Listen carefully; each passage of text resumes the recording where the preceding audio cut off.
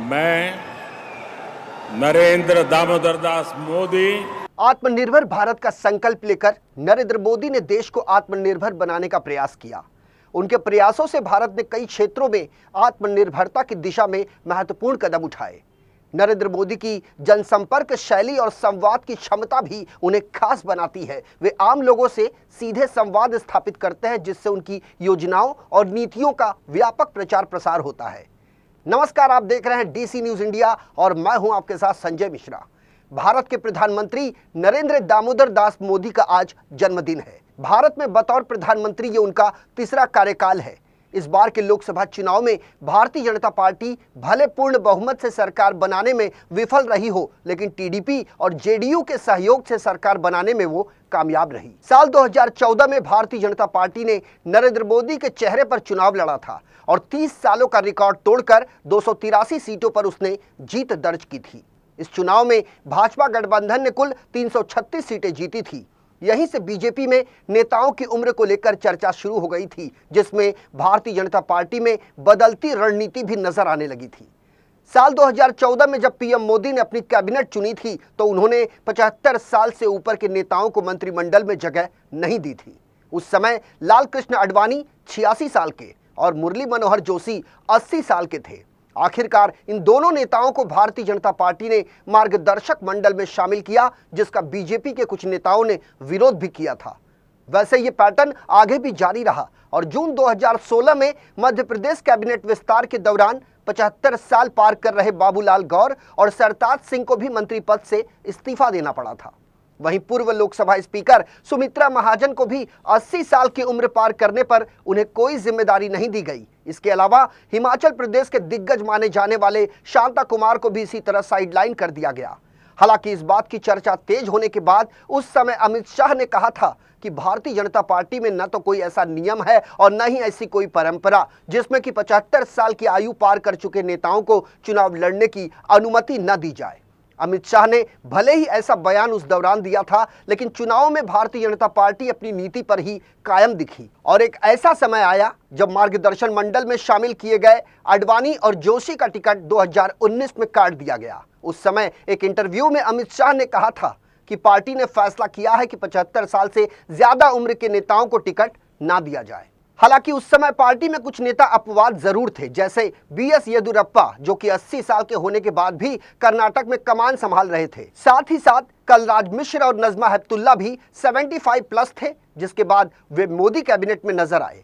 वहीं इस समय की बात करें तो जीतन राम मांझी 79 साल की उम्र में बतौर कैबिनेट मंत्री है मोदी कैबिनेट में। हालांकि वो बीजेपी में नहीं है, बल्कि सत्ताधारी गठबंधन का वे हिस्सा है। 2024 लोकसभा चुनाव के दौरान अंतरिम जमानत पर तिहाड़ जेल से रिहा होने के बाद चुनाव प्रचार अभियान पर लौटे दिल्ली के मुख्यमंत्री अरविंद केजरीवाल ने कहा था कि 2024 के लोकसभा चुनाव में प्रधानमंत्री नरेंद्र मोदी को वोट देना अमित शाह को प्रधानमंत्री के रूप में वोट देने के समान होगा, चूंकि 17 सितंबर 2025 को 75 वर्ष के होने पर पीएम मोदी राजनीति से संन्यास ले लेंगे। अरविंद केजरीवाल ने यह भी कहा था कि यदि बीजेपी की सरकार बनती है तो वे सबसे पहले योगी आदित्यनाथ को हटाएंगे, फिर अमित शाह को देश का प्रधानमंत्री बनाएंगे। पीएम मोदी अमित शाह के लिए वोट मांग रहे हैं, तो क्या अमित शाह मोदी की गारंटी पूरी करेंगे? वहीं दूसरी ओर किसी जमाने में मोदी के चुनावी रणनीतिकार रहे प्रशांत किशोर ने लोकसभा चुनाव 2024 के दौरान एक साक्षात्कार में कहा था कि ये नियम बनाया तो मोदी जी ने है, ये तो उन पर निर्भर करता है कि वो इस नियम को मानेंगे या फिर नहीं। चुनाव प्रचार के दौरान अरविंद केजरीवाल के बयान पर प्रतिक्रिया देते हुए गृह मंत्री अमित शाह ने कहा था कि मैं अरविंद केजरीवाल और पूरे इंडिया ब्लॉक से कहना चाहूंगा कि आपको इस बात पर खुश होने की कोई जरूरत नहीं है कि मोदी जी 75 साल के हो रहे हैं। भारतीय जनता पार्टी के संविधान में कहीं पर भी ऐसा नहीं लिखा है कि आपको रिटायर होना होगा।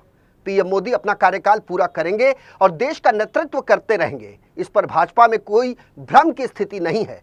वैसे आपको बता दें कि लोकसभा चुनाव के नतीजे भले ही भारतीय जनता पार्टी के उम्मीद के मुताबिक न आए हों, लेकिन नरेंद्र मोदी ने लगातार तीसरी बार देश के प्रधानमंत्री के तौर पर शपथ ली और देश के पहले प्रधानमंत्री जवाहरलाल नेहरू के रिकॉर्ड की बराबरी कर ली। इसी के साथ ये भी साबित हो गया कि नरेंद्र मोदी पर बीजेपी का 75 प्लस वाला नियम लागू नहीं होता और वो कम से कम 2029 तक प्रधानमंत्री तो हैं ही। पॉलिटिकल पंडितों का भी यही मानना है। कि नरेंद्र मोदी अलग तरह के नेता हैं और अभी काफी एक्टिव हैं।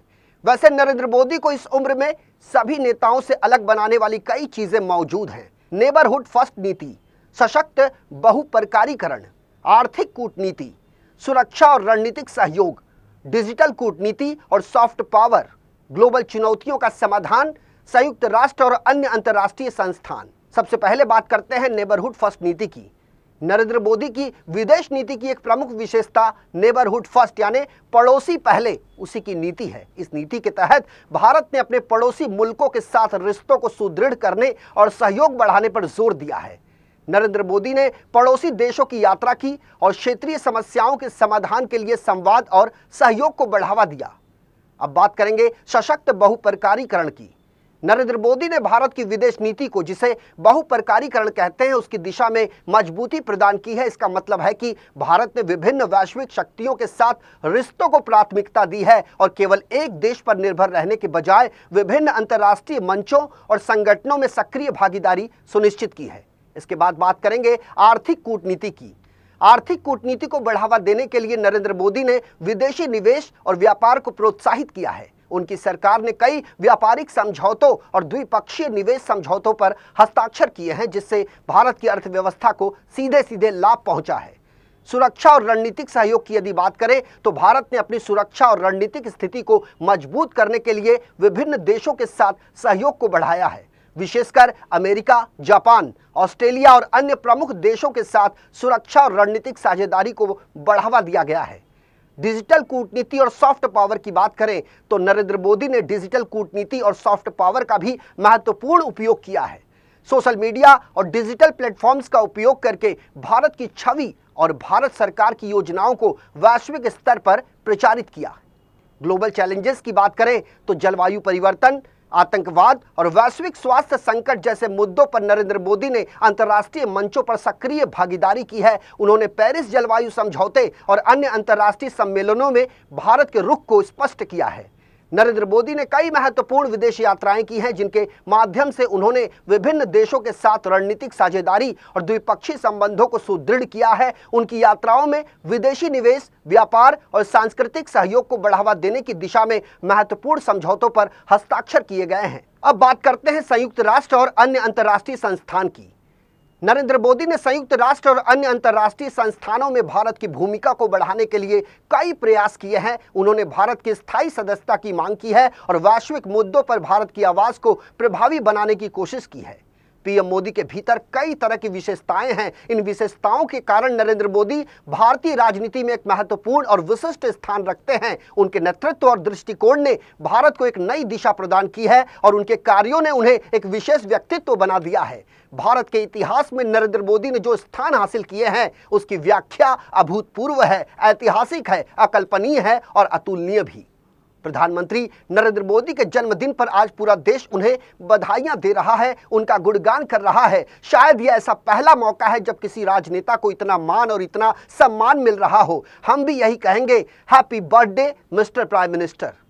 हमारे इस खास पेशकश में मेरे साथ अभी के लिए इतना ही। ताज़ा तरीन खबरों के लिए देखते रहें DC न्यूज़ इंडिया। पूरी टीम के साथ मुझे आने संजय मिश्रा को दीजिए इजाजत। नमस्कार।